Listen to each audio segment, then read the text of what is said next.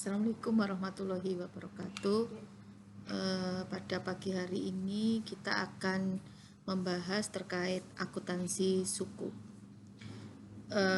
Pada pertemuan ke-13 untuk mata kuliah akuntansi keuangan syariah.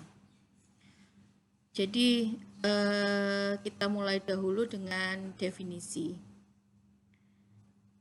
Suku itu adalah merupakan salah satu produk dari efek syariah. Nah, apa sih efek syariah itu?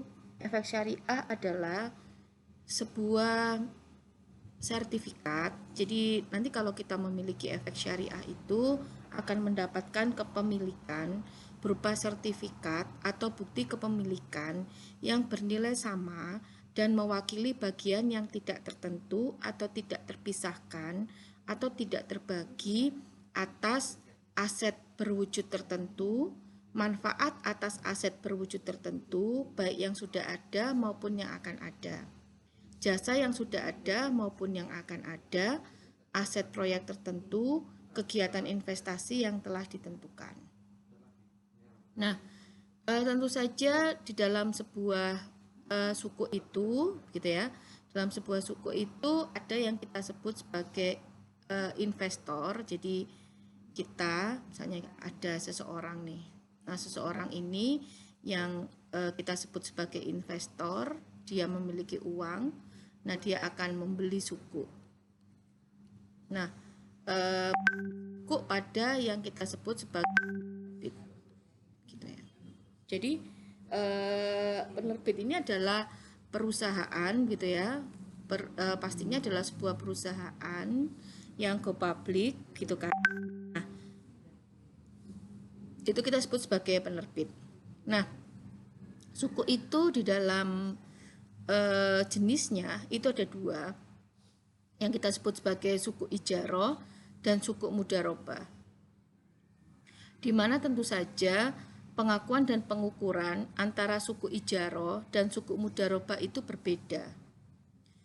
Suku ijaroh diakui sebesar nominal dan biaya transaksi. Kemudian setelah pengakuan awal, jika jumlah tercatat berbeda dengan nilai nominal, maka perbedaan tersebut harus diamortisasi secara garis lurus. Nah, beban diakui pada saat terciptanya beban itu atau pada saat terutang.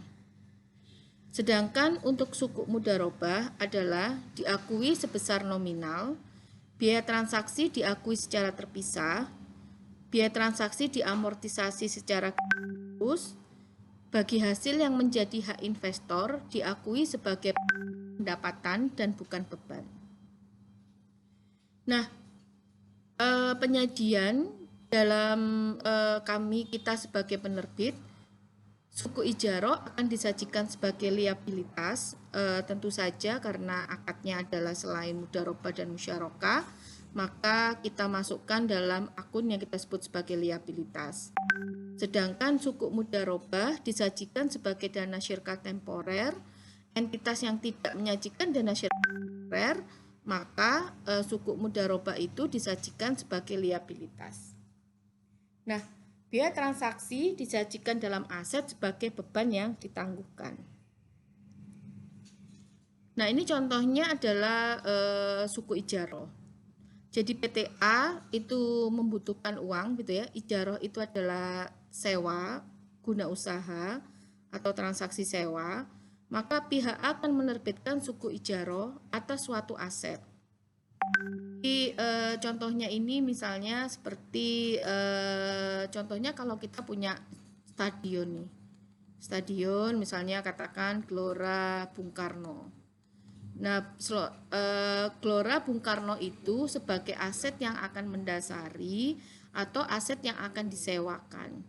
Sehingga ketika ada tiket atau penjualan atau sewa-sewa daripada Stadion Gelora Bung Karno itu nantinya akan menjadi nilai atau uang atau pendapatan agar nantinya penerbit suku itu dibayarkan kembali kepada pihak yang investor tersebut. Nah, PTA menerbitkan suku ijaroh atas suatu aset dengan nilai nominal sebesar 100 miliar. Jangka waktunya adalah 4 tahun dengan kupon imbal hasil adalah 15% per tahun. Suku Ijaro tersebut dijual seharga 103 miliar dengan biaya penerbitan sebesar 5 miliar. Jadi di sini nilai nominal atau harga daripada suku tersebut adalah 100 miliar. Kemudian jangka waktunya 4 tahun, imbal hasilnya adalah 15%. Kemudian dijual dengan harga 103 miliar dengan biaya penerbitan sebesar 5 miliar rupiah. Nah, di sini kita sebagai investor gitu ya, kita sebagai investor akan membayarkan, membeli, dan kemudian kita akan mendapatkan bagi hasil.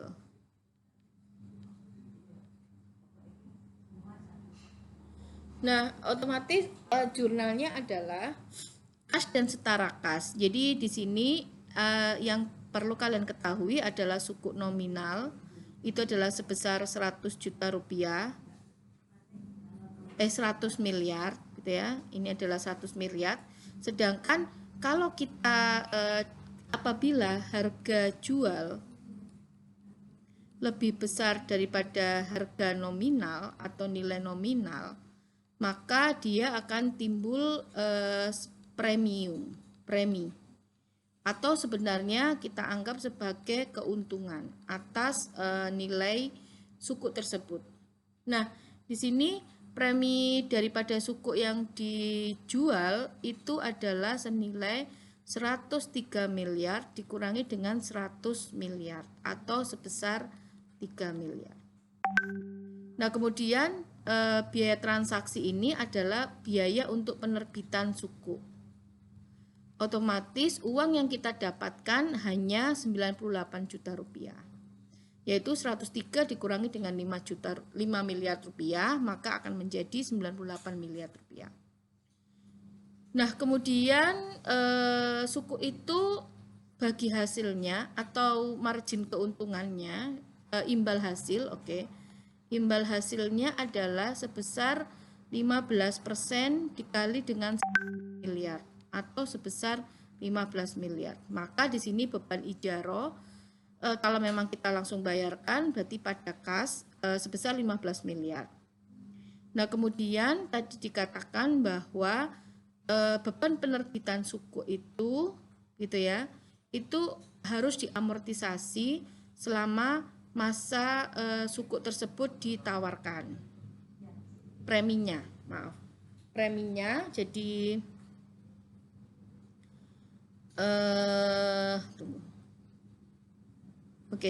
beban penerbitan suku dan preminya itu harus diamortisasi sepanjang masa jangka waktu penerbitan suku tersebut.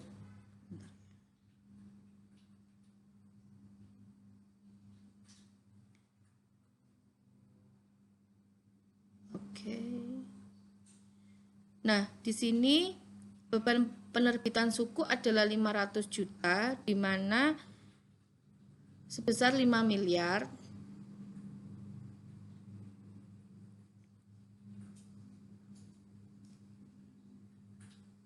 dibagi dengan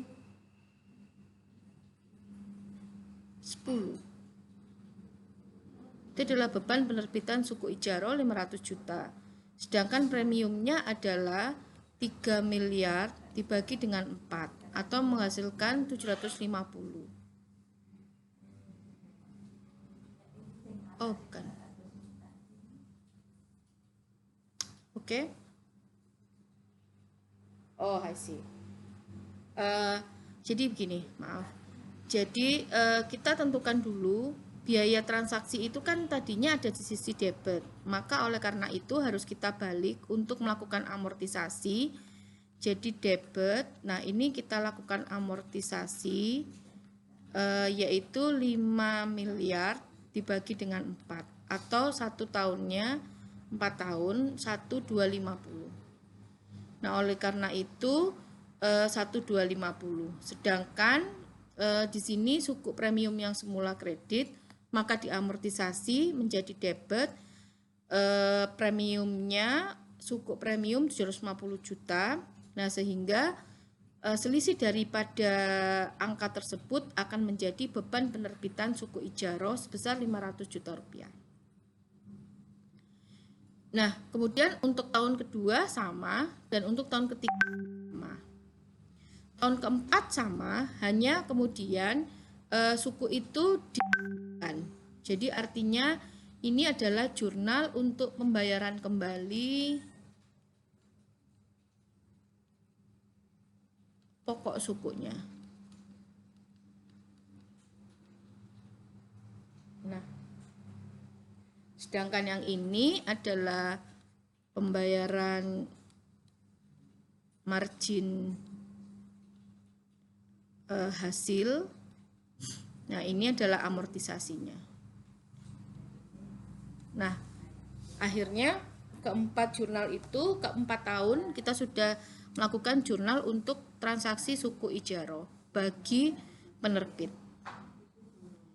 Nah, kemudian yang ini adalah studi kasus untuk suku mudharabah, sama aja, yaitu nilai nominalnya 100 miliar, jangka waktunya 4 tahun, penerbitnya adalah di sini adalah porsi nisbah bagi hasilnya, nisbah bagi hasil.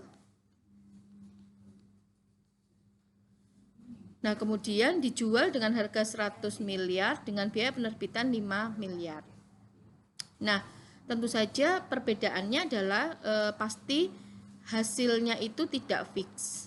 Beda dengan tadi suku ijaroh itu adalah 15% per tahun bagi hasilnya, sedangkan untuk mudharabah maka kita harus mengetahuinya berdasarkan realisasi laba proyek tiap tahunnya. Jadi di sini tahun pertama adalah 20 miliar, tahun kedua 5 miliar, tahun ketiga 10 miliar, dan tahun keempat adalah 15 miliar.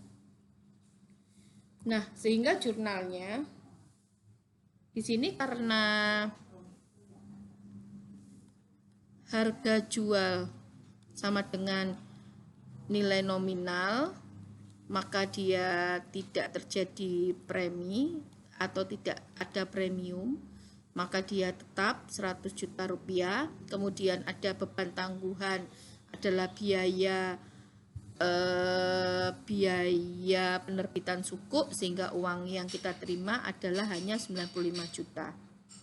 Nah, kemudian kas dan setara kas, pendapatan proyek, utang kepada pemegang suku, ini karena kita tidak membayarkan dalam bentuk kas, ini adalah 40% bagi kita sebagai pemilik proyek adalah penerbit, dengan laba adalah 20 miliar sehingga 8 miliar, sedangkan yang ini adalah bagi 60% dikali 20 miliar atau 12 miliar. Nah, kemudian kita bayarkan utang kepada pemegang suku pada kas dan setara kas. Kemudian karena tadi nggak ada premi, maka beban tangguhannya ini sama, yaitu 5 miliar dibagi 4 tahun, sehingga satu tahunnya adalah 1,250 miliar. Tahun kedua juga sama, hanya yang membedakan adalah pendapatan proyeknya 40% dikali, kita lihat keuntungannya tadi adalah 5 miliar, 2 miliar, sedangkan yang ini adalah 60% dikali 5 miliar atau 3 miliar. Oke, kemudian tahun ketiga juga sama, yaitu 40% dikali, kita lihat keuntungannya adalah 10 miliar, sehingga ini adalah 4 miliar, sedangkan utang kepada pemegang saham adalah 60% dikali 10 miliar atau 6 miliar rupiah. Oke, kemudian tahun keempat kita lihat keuntungannya, pendapatan proyek adalah 40% dikali 15 miliar, oke,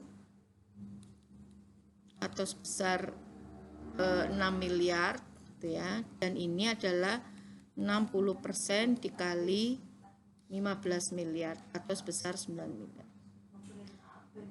Nah, ini sama, Ini adalah jurnal pengembalian pokok suku. Nah, oke, selesai sudah transaksi untuk suku ijaroh maupun mudharabah. Nah, bagaimana dengan investor? Sebelum untuk pengakuan dan pengukurannya, sebelum pengakuan awal, klasifikasi investasi ditentukan sebagai diukur pada biaya perolehan atau diukur pada nilai wajar. Pada saat pengakuan awal, investor diakui sebagai harga perolehan. Biaya transaksi investasi yang diklasifikasikan sebagai diukur pada biaya perolehan diakui secara terpisah dan diamortisasi secara garis lurus sebagai beban investasi.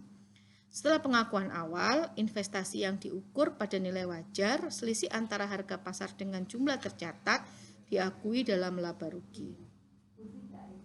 Nah, ini adalah yang mengatur suku, transaksi suku adalah PSAK 110 yang mengacu pada standar akuntansi internasional, yaitu kita sebut sebagai IFRS 9. Financial instrument dalam penentuan klasifikasi suku berdasarkan model usaha.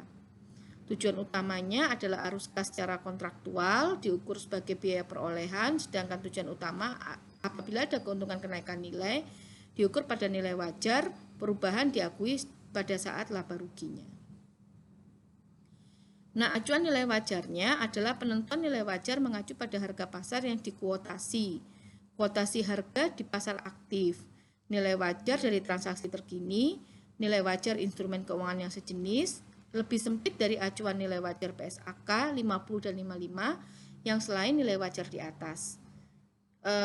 Analisis arus kas dan model penerapan harga opsi menggunakan faktor suku bunga. Pendapatan investasi dan beban amortisasi disajikan secara neto dalam laba rugi. Oke, ini bisa kalian kerjakan, yaitu kasus 1 dan kasus 2, seperti yang ini adalah transaksi suku ijaroh gitu ya, transaksi suku ijaroh, sedangkan yang ini adalah transaksi suku mudharabah. Oke, wahai guru, mengapa ilmu yang sedang kukaji ini susah sekali memahaminya dan bahkan cepat lupa? Sang guru, ilmu itu ibarat cahaya, ia hanya dapat menerangi gelas yang bening dan bersih. Artinya ilmu itu tidak akan menerangi hati yang keruh dan banyak maksiat. Terima kasih. Saya akhiri. Wabillahi taufiq wal hidayah. Semoga bermanfaat. Wassalamualaikum warahmatullahi wabarakatuh.